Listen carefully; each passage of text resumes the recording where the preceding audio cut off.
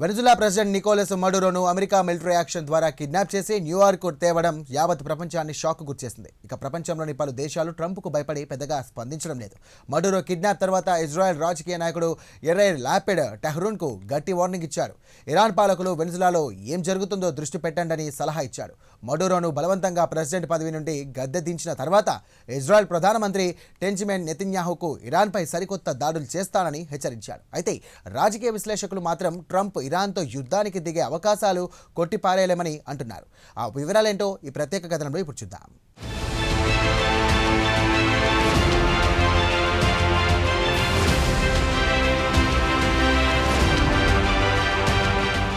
America president Donald Trump దెబ్బకు యావత్ ప్రపంచం సైలెంట్ అయిపోయింది.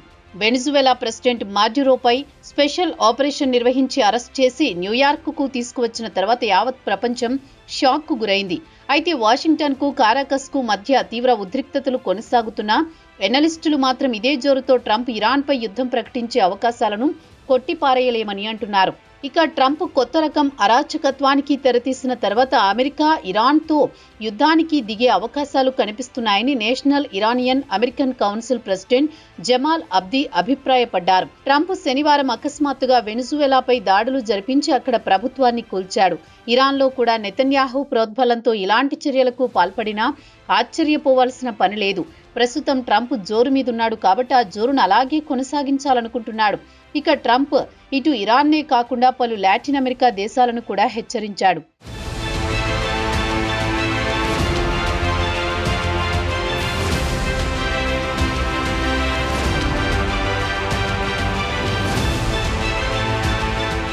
మాడురోను కిడ్నాప్ చేసి తీసుకువెళ్లిన తర్వాత ట్రంప్ సరికొత్త ఉత్సాహంతో ఇరాన్పై మిలిటరీ యాక్షన్కు దిగే అవకాశాలు కనిపిస్తున్నాయి.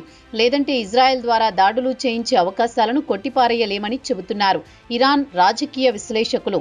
వెనిజువెలాపై దాడి చేసి మాడురోను దారికి తెచ్చుకున్న తర్వాత ట్రంప్ దౌత్యపరంగా చర్చలకు దిగివచ్చే పరిస్థితి కనిపించడం లేదంటున్నారు రాజకీయ పరిశీలకులు. ఇరాన్ విషయానికొస్తే టెహ్రాన్ కూడా ట్రంప్ అడ్మినిస్ట్రేషన్తో సంప్రదింపులు జరపడానికి ఇష్టం లేదు. ట్రంప్ అడ్మినిస్ట్రేషన్ మాత్రం ఇరాన్ను పూర్తిగా లొంగిపోవాలని చూస్తోంది. కాబట్టి ప్రస్తుతం దౌత్యపరంగా చర్యలకు మాత్రం అవకాశం లేదు. మొత్తానికి చూస్తే ఇజ్రాయెల్ అమెరికాలు కలిసి ఇరాన్పై దాడులకు పాల్పడే అవకాశాలే ఎక్కువగా కనిపిస్తున్నాయి. అమెరికా మాత్రం ఇరాన్ న్యూక్లియర్ ఆయుధాలను తయారు చేయడానికి సిద్ధమవుతోందని, అణ్వాయుధాల జోలికి పోతే మరోమారు ఇరాన్ న్యూక్లియర్ ప్లాంట్లను ధ్వంసం చేస్తామని ట్రంప్ హెచ్చరించిన విషయం తెలిసిందే.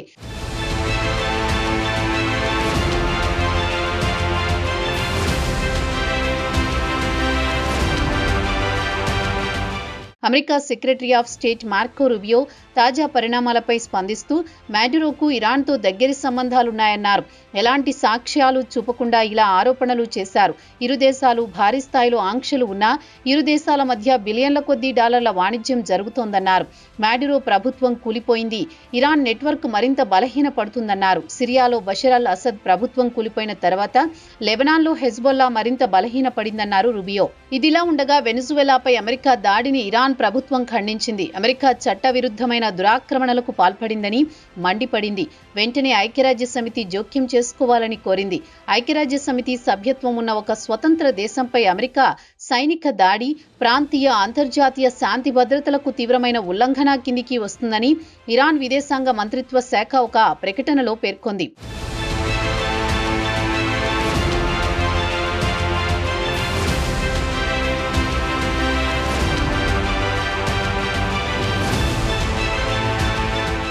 ఇదిలా ఉండగా గత శనివారం నాడు మాడురోను కిడ్నాప్ చేసిన తర్వాత రూబియో ట్రంప్ వ్యతిరేకులు ఇది ఒక హెచ్చరిక అంటూ వార్నింగ్ జారీ చేశారు.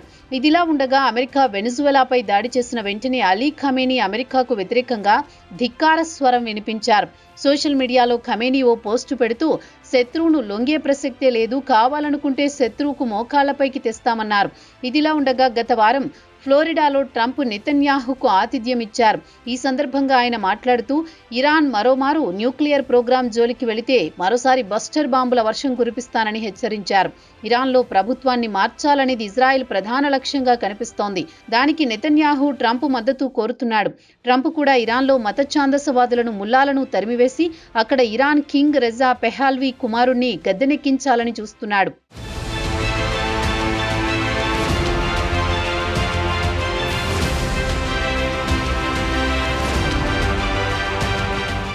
దానికి తగ్గట్టు అమెరికా ప్రస్తుతం ఇరాన్లో చిచ్చు పెట్టింది.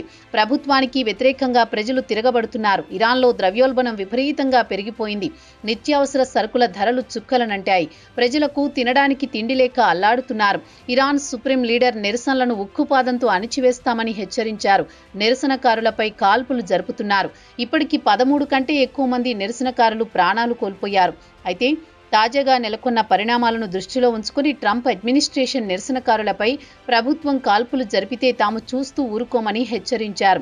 ఇదే విషయాన్ని ట్రంప్ ఆదివారం మరోమారు ప్రస్తావించారు. గతంలో మాదిరిగా ఇరాన్ ప్రజలను చంపుతుంటే తాను ఊరుకోమని గట్టి సమాధానం చెబుతామని ట్రంప్ ఇరాన్ ప్రభుత్వాన్ని హెచ్చరించారు.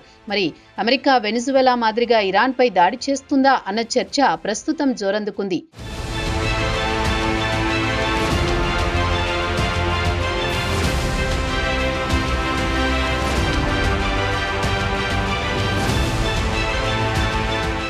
దీనికి ఇరాన్ రాజకీయ విశ్లేషకులు అబిది సమాధానం చెబుతూ ఇప్పటికే ఇజ్రాయెల్ ఇరాన్కు చెందిన అగ్రనాయకత్వాన్ని లేపేసింది.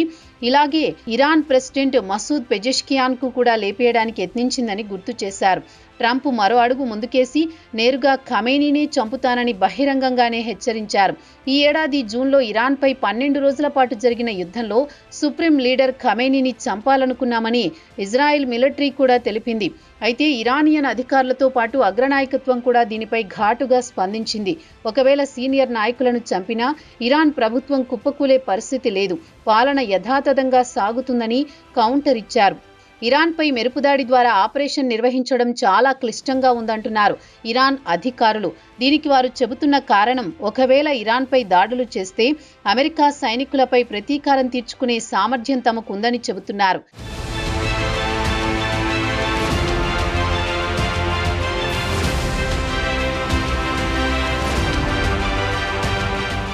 దీనికి ఇరాన్ రాజకీయ విశ్లేషకులు చెబుతోంది ఏమిటంటే, వెనిజువెలాలో మాడిరో ప్రభుత్వాన్ని కూల్చాలనుకున్నా అక్కడ ప్రభుత్వం కూలలేదు. మాడిరో బదులు వైస్ ప్రెసిడెంట్ డెల్సీ రోడ్రిగ్జో తాత్కాలిక ప్రెసిడెంట్ గా బాధ్యతలు స్వీకరించారు.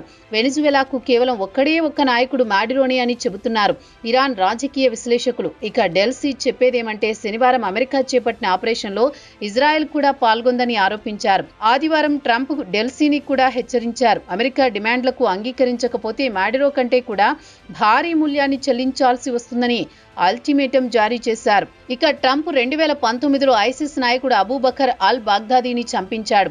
2020లో ఇరానియన్ టాప్ జనరల్ ఖాసిం సులేమినీని, అటు తర్వాత గత ఏడాది జూన్లో ఇరాన్ న్యూక్లియర్ సైట్లపై దాడులు చేశాడు.